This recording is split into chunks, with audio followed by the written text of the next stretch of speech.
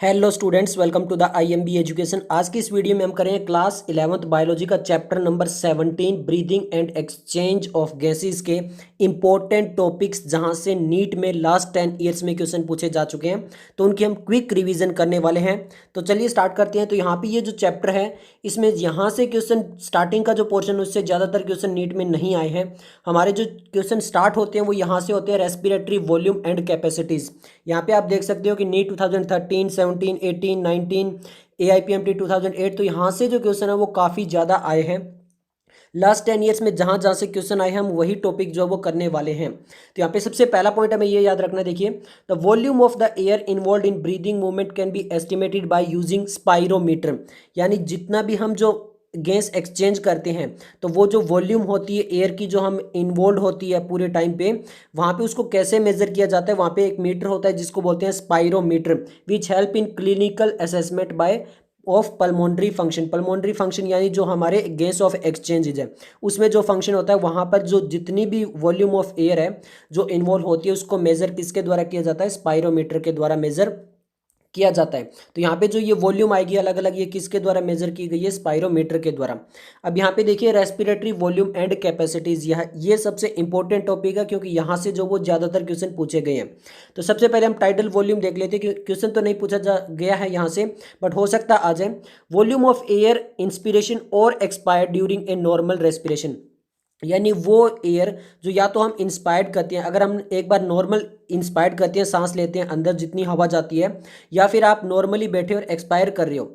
ऐसा नहीं है कि दोनों इंस्पायर एक्सपायर दोनों एक साथ नहीं होती है। या तो आपने टोटल इंस्पायर किया, मतलब इनसाइड ली है आपने एयर, या फिर आपने एक्सपायर किया, उसको बोलते हैं tidal volume. It is approximately 500 millilitre. ये टोटल कितनी होती है, 500 मिलीलीटर।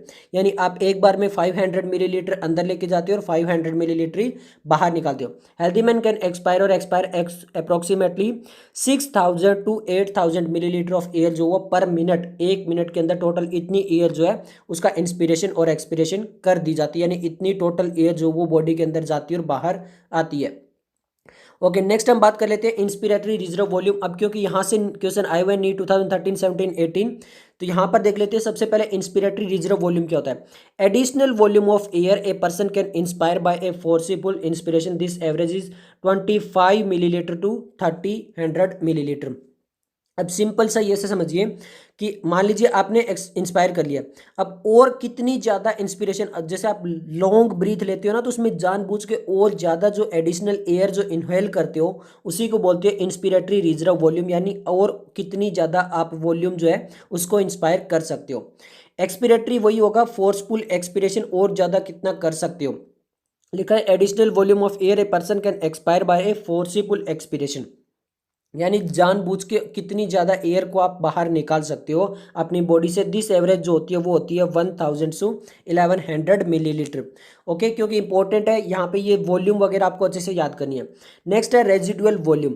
अब रेजिडुअल वॉल्यूम क्या होता है, volume of air remaining in the lungs even after a forcible expiration. मान लीजिए आपने ERV कर दिया, यानी एक्सपिरेटरी रिजर्व वॉल्यूम था, उसको फोर्सफुल बाहर निकाल दिया, उसके बाद भी जो कुछ लंग्स के अंदर एयर बच जाती है उसको बोलते हैं रेजिडुअल वॉल्यूम, और ये कितनी होती है 1100 to 1200 millilitre. For this alveoli are not collapse. इसी की वजह से, क्योंकि ये जो रेजिडुअल वॉल्यूम है ये अंदर रहती है हमारे लंग्स के अंदर, इसी की वजह से जो एल्वियोलाई है वो कोलैप्स नहीं होते हैं। तो रेजिडुअल वॉल्यूम जो है वो साफ साफ इसके लिए रिस्पॉन्सिबल है। नेक्स्ट हमारी आती है इंस्पिरेटरी कैपेसिटी। ये क्या होती है, total volume of air a person can inspire after a normal expiration. मान लीजिए आपने नॉर्मल एक्सपिरेशन करके टोटल कितनी एयर अब अंदर ले जा सकते हो। तो सबसे पहले तो वो टाइडल वॉल्यूम लेके जाओगे, जो कि आपको 500 मिलीलीटर नॉर्मल लेते जाते हो। फिर उसके बाद इंस्पिरेटरी रिजर्व वॉल्यूम भी लेके जाओगे, यानी और कितनी ज़्यादा ले सकते हो। This include tidal volume and inspiratory reserve volume, यानी टोटल आपकी इंस्पिरेटरी कैपेसिटी इतनी होती है। एक्सपिरेटरी कैपेसिटी वही होती है, देखिए, total volume of air a person can expire after a normal inspiration. मान लीजिए आपने नॉर्मल इंस्पिरेशन कर चुके हो, अब आप एक तो टाइडल वॉल्यूम बाहर निकालोगे, जो एक्सपिरेटरी रिजर्व वॉल्यूम भी बाहर निकालोगे। तो यहाँ पे दिख रखा है tidal volume and expiratory reserve volume, तो TV प्लस ERV, ये नीट 2019 में क्वेश्चन आ चुका है। और यहाँ पे ये शॉर्ट फॉर्म जरूर याद रखना जो ब्रैकेट में लिखी है, EC, IC, RV, FRC, जो आपकी TV, IRV, ERV, क्योंकि आजकल जो नीट के क्वेश्चन होते हैं उनमें ये शॉर्ट फॉर्म ही आती है, तो ये जरूर से याद रखना।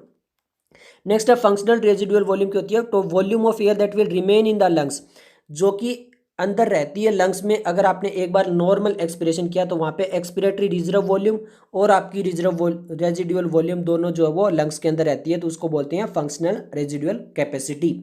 ओके, रेजिडुअल वॉल्यूम और residual capacity, functional residual capacity में जो कंफ्यूज मत होना। ओके, इस चीज़ को अच्छे से देख लेना। नेक्स्ट है वाइटल कैपेसिटी। वाइटल कैपेसिटी क्या होती है? The maximum volume of a person air a person can breathe in after a forced expiration. मान लीजिए आपने फोर्स एक्सपिरेशन कर दिया है, अब आप टोटल कितनी जो वॉल्यूम है उसको अंदर ले जा सकते हो, तो वहाँ पे एक्सपिरेटरी रिजर्व वॉल्यूम आएगी, टाइडल वॉल्यूम आएगी और आपकी इंस्पिरेटरी रिजर्व वॉल्यूम भी आएगी। और the maximum volume of a air person can breathe out after a forced inspiration. या फिर इसका उल्टा भी हो सकता है कि आप कितनी ज़्यादा जो बाहर निकाल सकते हो एक बार फोर्स इंस्पिरेशन करने के बाद, तब भी यही आएगा। और यहाँ पे AIPMT 2018 में क्वेश्चन आ चुका है। टोटल लंग कैपेसिटी भी पूछा जा सकता है। The total volume of air combined by the lungs in the end of force inspiration. यहाँ पे टोटल जितनी भी होती है उसको बोलते हैं हम, देखिए यहाँ पे आपके RV ERV TV plus IRV, या फिर आप बोल सकते हो vital capacity plus residual volume, जो स्टार्टिंग की 4 है उसको बोलते हैं हम total lung capacity. Exchange of gases जो है, यहाँ पे एक्सचेंज ऑफ गैसेज में आपको कुछ बातें याद रखनी है। सबसे पहले एल्वियोलाई के अंदर जो वो मेनली एक्सचेंज होती है गैसेज। ओके, और यहाँ पर ब्लड एंड टिश्यू के पास भी जो है वो रहती है, क्योंकि वहाँ पर हमें ऑक्सीजन पहुँचानी पड़ती है। और ये जो होती है एक्सचेंज, वो मेनली जो होती है वो सिंपल डिफ्यूजन से हो जाती है। यहाँ पे लिख रखा है बाय सिंपल डिफ्यूजन, जो ऑक्सीजन और कार्बन डाइऑक्साइड का एक्सचेंज है वो सिंपल डिफ्यूजन से हो सकता है। अब रेट ऑफ डिफ्यूजन को कौन कौन से फैक्टर अफेक्ट कर सकते हैं? सबसे पहले प्रेशर या फिर कंसंट्रेशन ग्रेडियंट कितना है, सॉल्युबिलिटी ऑफ गैसेज की कितनी है, थिकनेस जो मेम्ब्रेन है उनके बीच में, मान लीजिए एल्वियोलाई के बीच में और जो ब्लड के बीच में जो मेम्ब्रेन है उसकी थिकनेस कितनी है। अब यहाँ पे इसके अलावा यहाँ पे एक और पॉइंट भी याद रखना आपको, pressure contribution by in individual gas in mixture gases is called partial pressure. यानी जैसे मान लीजिए हमने बाहर से अगर एयर लेके जाते हैं तो उसमें नाइट्रोजन भी है, कार्बन डाइऑक्साइड भी है, ऑक्सीजन भी है, तो जो इंडिविजुअल गैस का जो प्रेशर होता है उसको हम बोलते हैं partial pressure. Okay, and is represented as PO2 for oxygen and PCO2 for carbon dioxide. यानी स्मॉल PO2 जो होगा वो ऑक्सीजन के लिए, स्मॉल p, और फिर CO2 जो होगा वो कार्बन डाइऑक्साइड के लिए। यहाँ से नीट 2016 में क्वेश्चन आ चुका है। यहाँ पे ये जो टेबल है आपकी 17.1 यहाँ से आ चुका है, तो इसको अच्छे से देख लीजिए। पहले बात कर लेते हैं ऑक्सीजन की। तो ऑक्सीजन जो है वो एटमॉस्फेरिक एयर के अंदर होती है 159 mm of Hg। Partial pressure दिया हुआ है यहाँ पे, ये देखिए mm of Hg। Okay, millimetre of जो हमारी मरकरी होती है। एल्वियोलाई का यहाँ पे देख लीजिए 104 हो जाएगी ऑक्सीजन एल्वियोलाई के अंदर, यानी यहाँ पे कम होती है, बाहर ज़्यादा होती है, अंदर आके कम हो जाती है। अगर डीऑक्सीजनेटेड ब्लड है तो वहाँ पे 40 जो है वो mm ऑफ Hg ऑक्सीजन होती है। अगर वो ऑक्सीजनेटेड है तो वहाँ पे 95 mm ऑफ Hg होती है। और टिश्यू के अंदर जो ऑक्सीजन होती है वो एज कम्पेयर टू CO2 कम होती है, 40 होती है। अगर हम CO2 की बात करें तो एटमॉस्फेयर के अंदर देखिए बहुत कम है, 0.3 है, बट एल्वियोलाई के अंदर आके ये बढ़ जाती है, डायरेक्ट 40 हो जाता है। डीऑक्सीजनेटेड ब्लड है तो यहाँ पे 45 होती है, ऑक्सीजनेटेड ब्लड में 40 होती है, और टिश्यू के अंदर 45 होती है। देखिए कार्बन डाइऑक्साइड जो ऑक्सीजन से ज़्यादा है टिश्यू के अंदर। तो ये पॉइंट आपको याद रखना है, टेबल को अच्छे से याद कर लेना, नीट 2016 में आया हुआ क्वेश्चन है यहाँ से। अब हम बात कर लेते हैं यहाँ से, ये जो डायग्राम है यहाँ से AIPMT 2011 में आ चुका है, ये फिगर भी आ चुकी है आपकी 17.4। तो यहाँ पे ये जो डिफ्यूजन मेम्ब्रेन है जो एल्वियोलाई के पास, जहाँ पे आपकी कार्बन डाइऑक्साइड और ऑक्सीजन एक्सचेंज होती है, वहाँ पे ये जो डिफ्यूजन मेम्ब्रेन है वो 3 मेजर लेयर से बनती है। कौन कौन सी? सबसे पहले thin squamous epithelium of alveoli. जो ये एल्वियोलाई का जो स्क्वेमस एपिथेलियम होता है उससे यहाँ पे लिख रखा है, देखिए ब्रैकेट में, स्क्वेमस एपिथेलियम ऑफ एल्वियोलाई, और 1 सेल थिक होता है, केवल 1 सेल थिक होता है। ओके, ये याद रखना।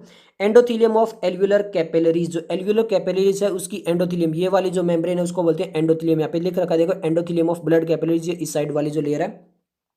और उसके बाद है बेसमेंट सब्सटेंस, जो इन दोनों के बीच में जो सब्सटेंस आते हैं उसको बोलते हैं बेसमेंट सब्सटेंस। यहाँ पे ये देखिए जी, यहाँ पे लिख रखा है। ओके, तो यहाँ पे लिख रखा है कि composed of a thin basement membrane supporting the squamous epithelium and the basement membrane surrounding the single layer endothelium cells of capillaries.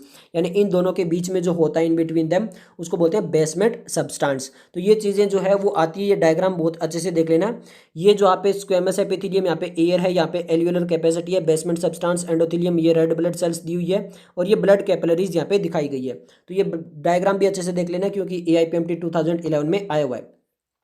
Next हम बात कर लेते हैं ट्रांसपोर्ट ऑफ गैसेस की, क्योंकि यहाँ से नीट 2013 और 15 में आया हुआ है। तो ऑक्सीजन और कार्बन डाइऑक्साइड दोनों देख लेते हैं। ऑक्सीजन जो वो अबाउट 90% जो ऑक्सीजन होती है वो रेड ब्लड सेल जो है वो ट्रांसपोर्ट करते हैं। बाकी जो 3% होती है वो डिजोल्व होती है, प्लाज्मा के थ्रू जो है वो ट्रांसपोर्ट होती है। कार्बन डाइऑक्साइड की बात कर लेते हैं। 22 to 25% जो कार्बन डाइऑक्साइड है वो रेड ब्लड सेल्स भी ट्रांसपोर्ट करती है। अब ये याद रखना, ऐसा कोई जरूरी नहीं है कि रेड ब्लड सेल्स केवल और केवल ऑक्सीजन लेके जाती है, वो कार्बन डाइऑक्साइड भी लेके जाती है 20 to 25%।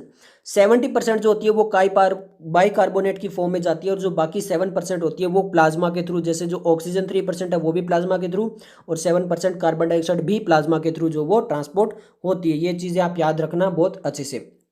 ओके, अब देख लेते हैं कि ट्रांसपोर्ट ऑफ ऑक्सीजन जो होती है उसमें क्या क्या होता है। तो सबसे पहले हम बात कर लेते हैं कि जहाँ पे एल्वियोलाई के अंदर क्या होता है और आपका टिश्यू के अंदर क्या होता है। तो ये जो आपका ऑक्सीजन डिसोसिएशन कर्व दिया गया है, ग्राफ दिया गया है, ये इंपॉर्टेंट है। A sigmoid curve is obtained when percentage saturation of haemoglobin with oxygen plotted against the partial pressure of oxygen.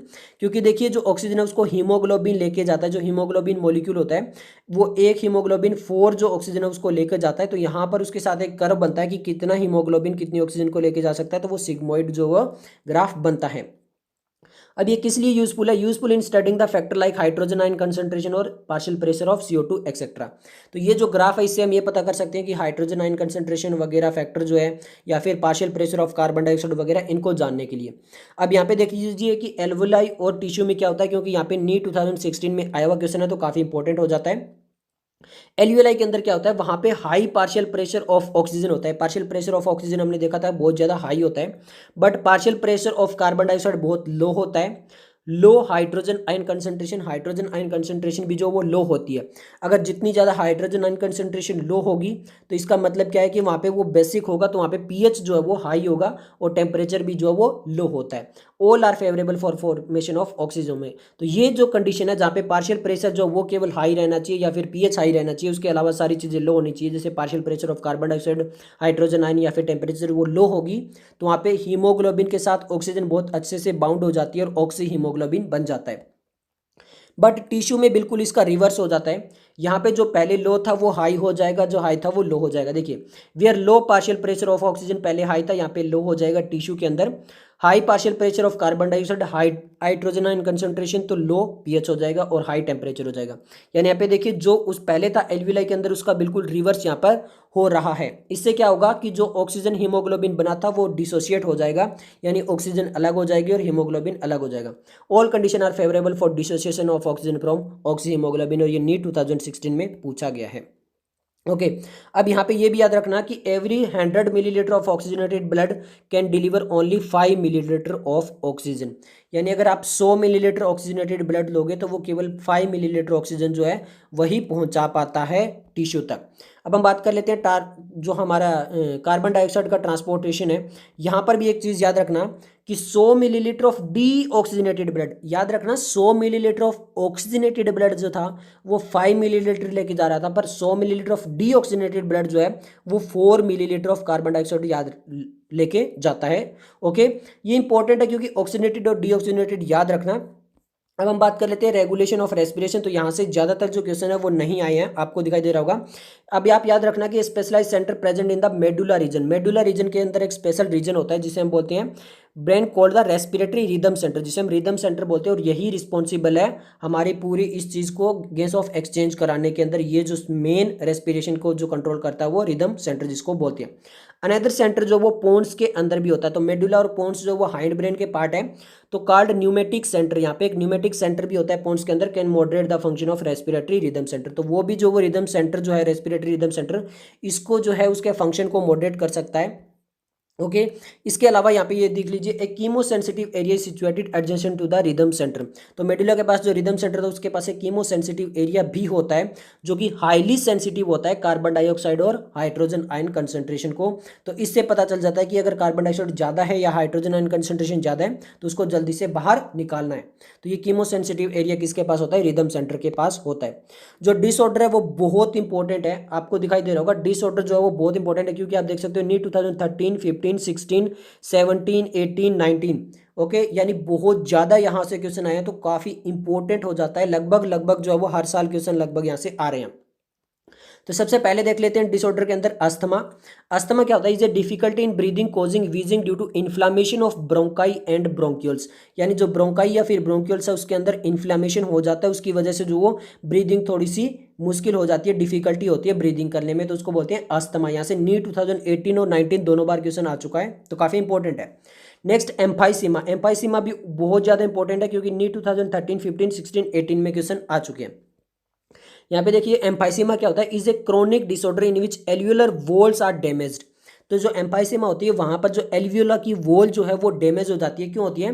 Due to the which respiratory surface is decrease, one of the major cause of this is cigarette smoking. ज़्यादातर ये cigarette वगैरह जो smoking जो वगैरह जो होती है उसकी वजह से जो है वो डैमेज हो सकती है। और इसकी वजह से क्या होता है, अगर एल्वियोलाई की जो वॉल है वो डैमेज हो जाती है तो वहाँ पे रेस्पिरेटरी सर्फेस जो वो डिक्रीज हो जाता है।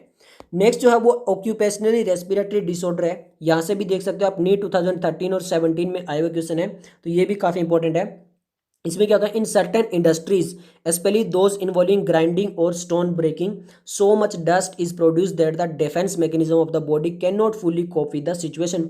Another example is silicosis. तो यहाँ पे जो ऑक्यूपेशनल रेस्पिरेटरी डिसऑर्डर है इसमें क्या होता है कि वो इंडस्ट्री जहाँ पे बहुत ज़्यादा डस्ट होती है वहाँ पर क्या होता है कि जो हमारा बॉडी का जो डिफेंस मैकेनिज्म है वो सारी जो डस्ट होती है उसको कंट्रोल नहीं कर पाता है, उसको बॉडी के अंदर जाने से प्रिवेंट नहीं कर पाता है।